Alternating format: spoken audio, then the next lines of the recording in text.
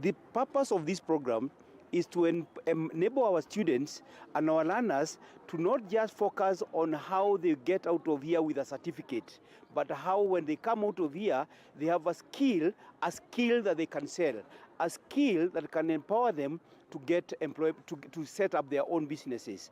Having been taught this program, they also taught about financing, and financing includes record keeping.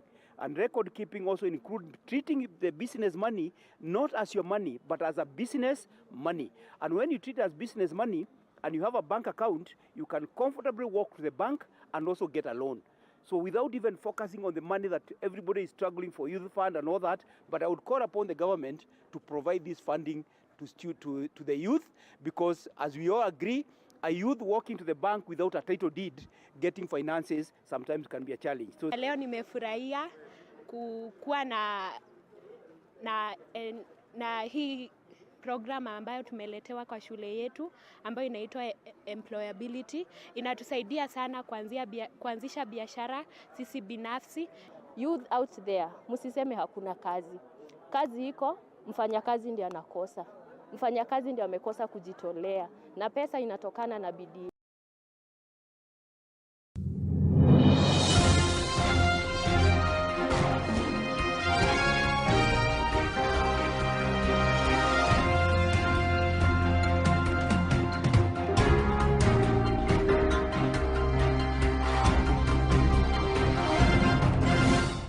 So huyu mtu alikuja convince baba, akasema enda anapeleka watu Canada, kuna makazi mzuri Canada. My dad came, mimi mwenyewe nilitafuta mtu wa kununua shamba, tukapewa 1.2 million. Ndio hii shamba imeenda. Mtu amepanda miti, karibu anavuna.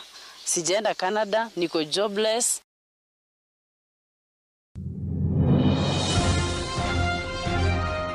Desturi sisi Wakalenjin wasichana tupewe mashamba.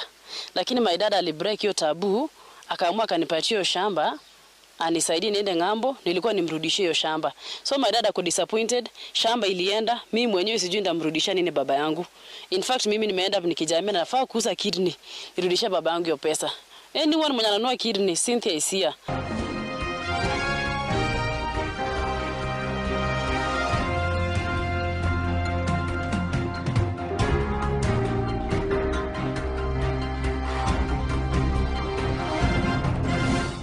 Na hatuna namna, nimeuza shamba. Niliomba mama kweli shamba akanipea eka moja.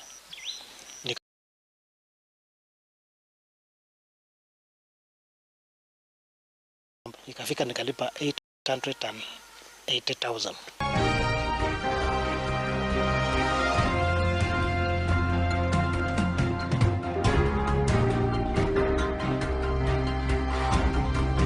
Sijawahi uza. Hiyo ndio ilikuwa mara yangu ya kwanza. Dakika ya mwisho akatupea visa yenye sio visa fake, akatupea visa fake. He was to take my husband abroad. He was to go to Sweden. We had to take some loan from family, from friends and from circles. He gave us a fake visa, but he just sent a photo. He didn't give us a hard copy.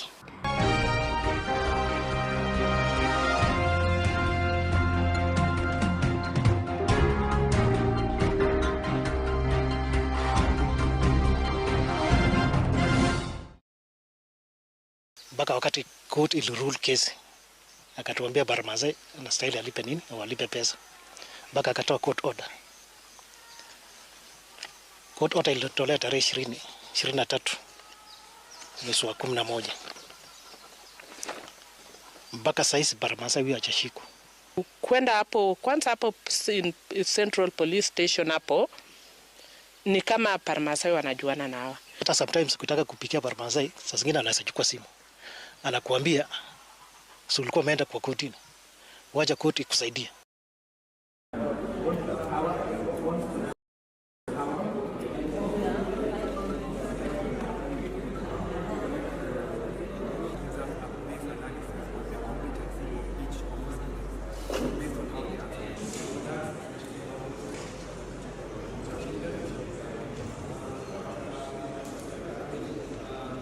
But we say overall we have shortage of teachers in this region. after the exodus of the teachers, we are yet to get enough teachers for this region, especially in the junior schools. That's why we have a very big challenge in the junior schools. And most of the science teachers are very much lacking. But recently we had some recruitments. We got a good share in the region, but it's not enough. Maybe you will see a school with about 2,000 learners against about 100 tablets. That ratio is very bad, but I believe if we really join hands with ICT Authority providing the lead and the Ministry of Education, these ones can be repaired, and we can also solicit for more. EdTech enablers and innovators coming together to see how technology can solve the challenges that you've heard about from my colleagues to improve the effectiveness, the inclusivity, and the resilience of education. And our work is to gather that community. So our community includes policymakers, it includes teachers, it includes researchers, digital infrastructure providers, and of course entrepreneurs, community-based leaders. We're looking across the entire ecosystem.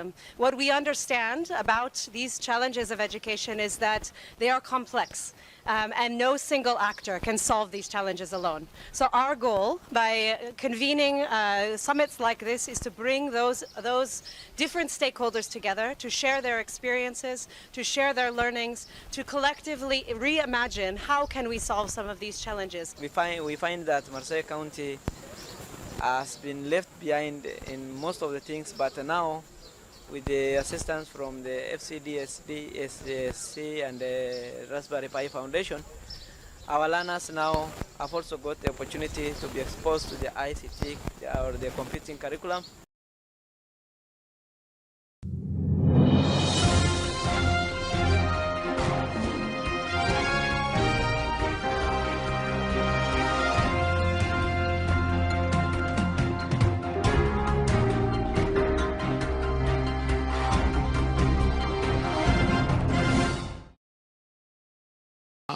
CDF ya Voi tunajitahidi kusimama na wazazi na walezi kuhakikisha kuwa watoto wanasoma, wanakaa ndani ya mashule, na tunajua wazazi wana hisia nyingi kwa labda zoezi hili limechelewa, lakini hatuwezi kutoa pesa ambazo hatuna, na kwa sababu tulifanya matayarisho mapema sana, fedha hizi zimeingia ndani ya kama wiki moja, siku 10 hivi, na tumezigawanya, na tukimaliza hapa zile walizochukua watakwenda nazo, na wale waliobakia tutazituma. Inatusaidia sana, hasa inapokuwa kwamba wazazi wengi wamelemewa na mzigo wa karo, na hiyo inawapa nafasi mtoto akae shule aendelee kusoma vizuri, mzazi akitafuta ile sehemu imebaki polepole.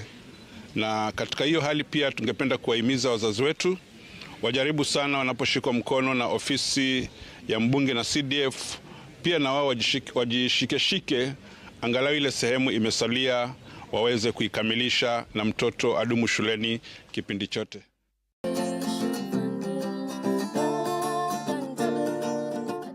In a new act of endurance and environmental advocacy, Trufena Muthoni is preparing to hug the Samauma tree, one of the tallest and most revered in the Amazon, for 72 continuous hours. As I wait for the ratification of the previous record, I applied for another record that was approved.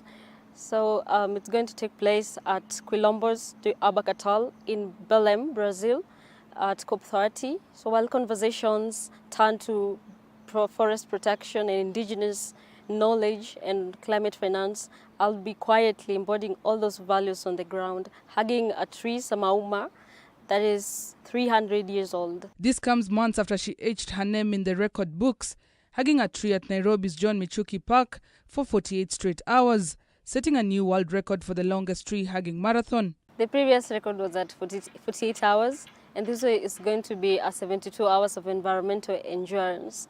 And that calls for preparation, and I'm going to do certain things. I'm going to, of course, do the fasting, and because it's going to be also continuous endurance marathon. So I'm going to do fasting, and also I'm going to climb Mount Kenya in Kenya, and also try to look out for other places that I can go that have maybe a similar climate as the Amazon forests. Her next stop is Quilombo do Abacatal in northern Brazil, a cultural hub where the Samauma tree stands, over 300 years old and nearly 70 meters tall. Known as the mother of the forest, it's seen as the sacred link between earth and sky. My preparation, I am learning Brazilian Portuguese with the Brazilian Embassy, ABC's language structure, so that I can meaningfully engage the community at Quilombo do Abacatal. And also we have an activity with the matriarchal leadership there. They have to do the blessings and their own cultural rituals. Her symbolic embrace timed ahead of COP30 is more than a personal mission. It's a global call for climate action, environmental protection and mental wellness, causes she championed since her first marathon hug. So we're going to launch an anthem, climate justice anthem, in the Amazon River, and we are training it at schools here in Kenya to bring the voices of young people, and also because we believe that art has the power to transit language and borders and culture and spark innovative solutions. And that is why we are putting it at the forefront of conversations at COP30, just like we did in COP28. We had the first ever art and entertainment pavilion ever since COP started. With backing from Kenya's Ministry of Environment, Muthoni is now seeking more partners, sponsors and allies to support what she calls a radical act of love for the planet. I have a team in Belem. A team of lawyers and authorities. They are planning for my logistics there at Belem.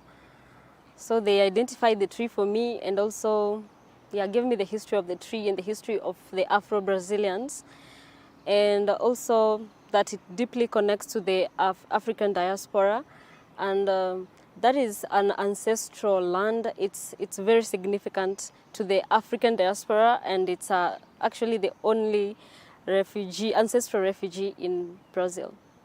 In the previous challenge, Midimak